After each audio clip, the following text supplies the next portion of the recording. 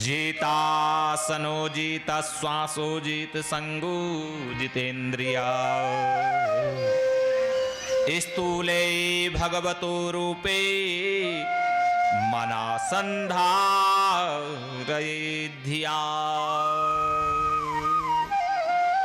ज्यादा से ज्यादा एक आसन में बैठने की आदत डालनी चाहिए। आप हम सब लोगों को भी ज्यादा से ज्यादा देर तक बैठने की आदत डालनी चाहिए। सुखदेव भगवान कह रहे हैं परीक्षित को कि ज्यादा से ज्यादा देर तक बैठोगे तो क्या हो जाएगा? बोले इससे मन एकाग्र हो जाएगा, आसन को जीत लोगे आप। और जो आसन को जीत लेता है ना, उसका मन भी केंद्रित हो जाता है। जीतासनो जीता श्वासो, आसन को जीतने के बाद श्वास पर जो है, श्वास को जीतो। आप हम सब लोग सुबह सुबह उठते हैं ना, तो जब सबसे पहले सुबह उठते हैं तो याद रखना भागवत क्या कह रही है। सबसे पहले जब हम सायंकालीन में सोने जाते हैं तो सायंकालीन के समय सोते समय अपने सिराने पर एक लोटा जल का जरूर रखना चाहिए। प्रेम से बोलना पड़ेगा राधे राधे। हाथ उठाओ जरा। क्या रखना पड़ेगा? आप बोलो क्या रखना पड़ेगा? हाँ, जल का लोटा रखना पड़ेगा। कहां? सिराने में। ऐसी जगह रख देना कि कहीं सारा लोटा गिर गए और बिस्तर की ऐसी कम तैसी हो जाए। कहीं पता लग रहा है कि सबसे पहले उठो बिस्तरे में और सुखासन में बैठ जाओ, सबसे पहले अपनी हथेलियों को देखो। क्या देखो? अपने हथेलियों को देखो। कराग्रे वसते लक्ष्मी कर मध्य सरस्वती पर करमूले स्थितो ब्रह्मा प्रभाते कर दर्शन। सबसे पहले क्या करना चाहिए? अपने हाथों को देखना चाहिए।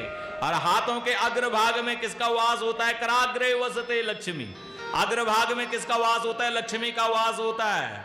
और कर मध्य सरस्वती, मूल भाग में किसका वास होता है? सरस्वती का वास होता है। और कर मूल स्थितो ब्रह्मा, कर के मूल में किसका वास होता है?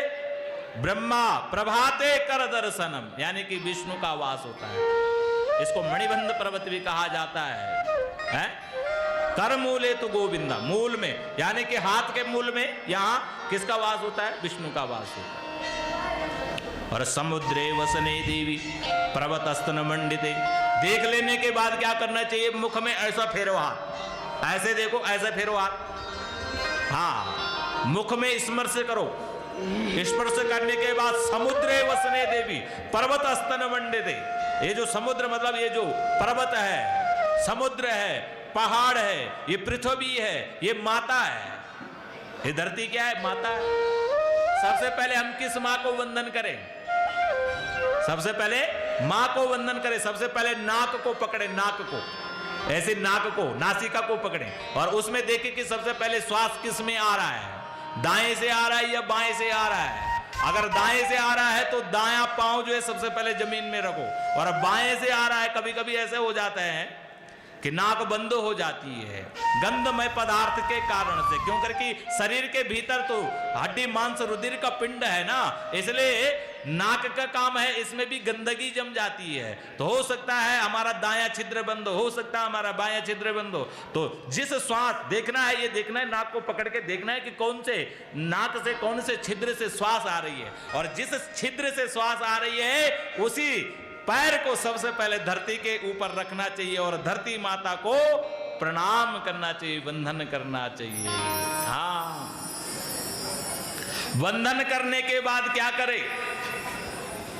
और कई लोगों की आदत तो होती है, आज की वर्तमान की स्थिति तो ऐसी हो गई है कि सबसे पहले देवी जी को, महाराज जी, स्वामी जी घर पे क्या करते हैं? स्वामी जी आवाज लगाते हैं।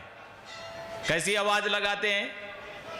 अरे ओ देवी, सुनती हो? चाय बन गई। और रजाई में जो है लेटे हुए हैं और रजाई से थोड़ी सी मुख बाहर निकाल रखा है और चिल्ला रहे हैं, अरे कहां गई? सुन नहीं रही? चाय बन गई कि नहीं बनी?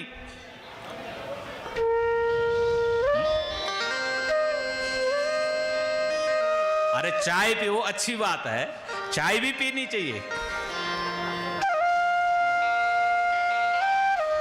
लेकिन सबसे पहले, उससे पहले क्या करना चाहिए? चाय पीने से पहले क्या करना चाहिए? क्या करना चाहिए? हमारी माताएं यहाँ बैठी हुई, क्या करना चाहिए? चाय पीने से पहले क्या करना चाहिए? अमृत का पान करना चाहिए। क्या करना चाहिए? अमृत का पान करना चाहिए। वो अमृत क्या है? हा?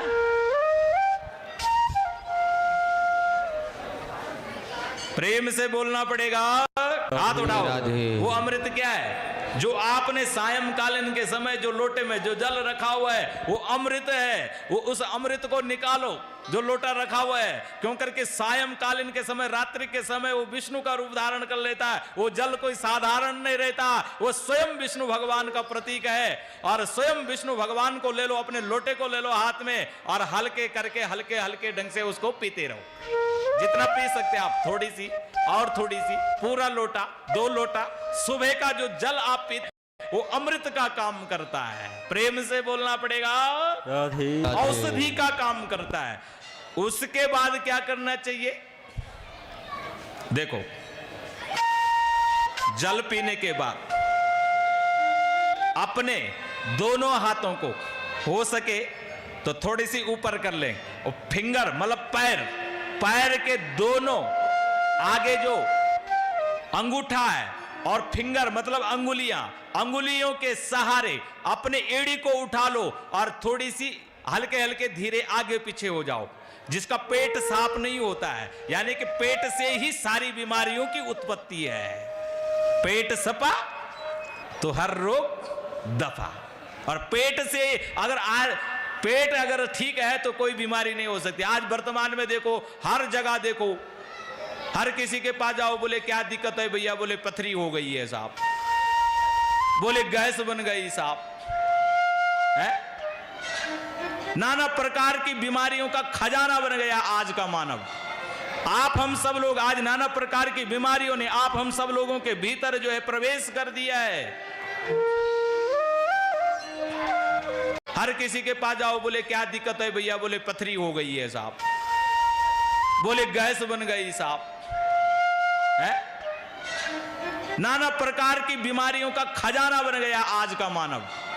आप हम सब लोग आज नाना प्रकार की बीमारियों ने आप हम सब लोगों के भीतर जो है प्रवेश कर दिया है। क्यों करके हमने औषधि को छोड़ दिया है, और अंग्रेजों ने जो ये जो विष जो छोड़ा है आप हम सब लोगों के लिए। लेकिन आज देखो, भारतवर्ष में देखो, अंग्रेज भी बाहर से आते हैं तो हमारी संस्कृति का पालन कर रहे हैं कि नहीं कर रहे हैं? ये जो चाय है, ये चाय पिलाना किसने सिखाया आप हम सब लोगों को? अंग्रेजों की तो दीन है। ऐसा हमने सुना है, हमने पढ़ा है कि भाई अंग्रेज जब आए थे तो उन्होंने ये छोड़ दिया, ये विष छोड़ दिया आप हम सब लोगों के लिए। भाई विष का पान करो कोई बात नहीं, लेकिन सबसे पहले क्या पीना है? अमृत पीना है। अमृत के बाद अगर आप 1 लोटा विष भी पी दोगे तो कोई फर्क नहीं पड़ता है। 2 लोटा पी लो कोई बात नहीं, 4 बार पी लो चाहे कोई बात नहीं, 5 बार पी लो कोई बात नहीं, उससे कोई फर्क नहीं पड़ेगा। लेकिन सबसे पहले औषधि क्या है? पानी पीना है। जिसको ठंडा पानी नहीं पचता उसको हल्का गुनगुना पानी चाहिए, एकदम गर्म पानी भी नहीं पीना चाहिए। गर्म पानी से आंतें सूख जाती है। हाँ, आयुर्वेद में, चरक संहिता में आदि ग्रंथों में वर्णन मिलता है।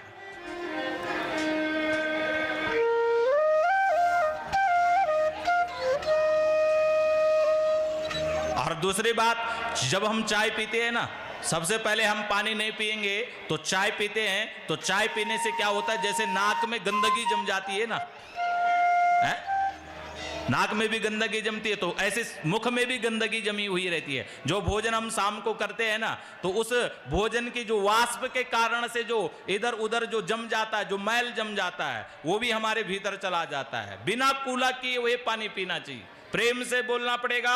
पानी पीने के ही बाद जो है, चाहे आप चाय पियो चाहे नाश्ता करो, वो आपकी मर्जी। उसके बाद आप इधर उधर डोलो, जो मैंने आपको बताया, एड़ी को ऊंचा करके हाथ को ऊपर करके इधर उधर 1-2 चक्कर मारो, तो आपका अगर पेट साफ नहीं होता, कब्ज होती है आपको, तो बड़ी सी बड़ी कब्ज को जो है खत्म कर देता है।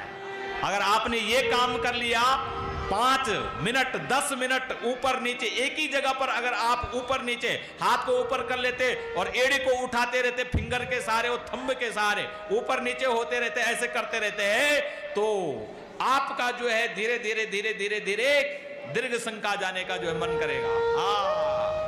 स्वस्थ और मस्त। इसलिए तो अष्टांग सबसे पहले यम, नियम, आसन, प्राणायाम, प्रत्याहार, धारणा, ध्यान और समाधि। सबसे पहले यम, नियम।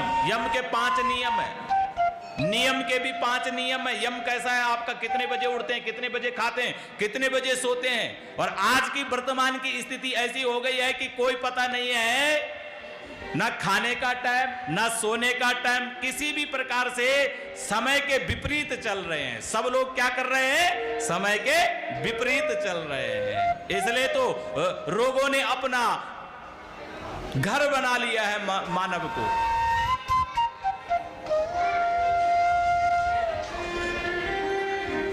नियम क्या होना चाहिए? ये काम करना है तो करना है। उसके बाद आसन को जीतो, ज्यादा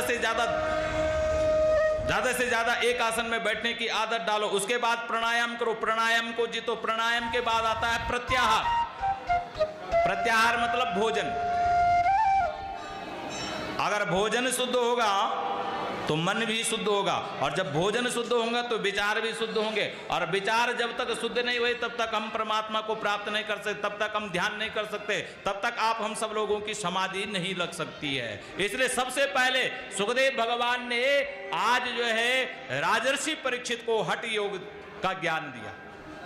बोले भागवत भगवान की जय।